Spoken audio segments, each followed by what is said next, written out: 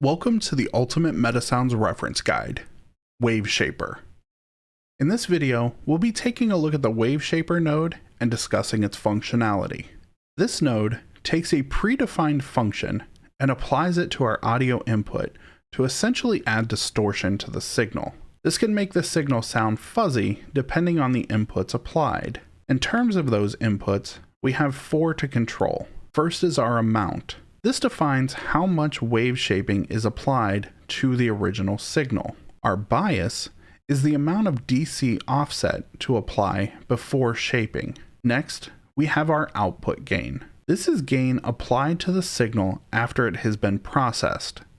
This can also be referred to as makeup gain. The last input we have is type. This is a drop-down menu with different algorithms used to apply this distortion to your incoming signal. I'm not going to be going into the difference of each one of these algorithms, so I would recommend playing around with different options just to see what works best for your project.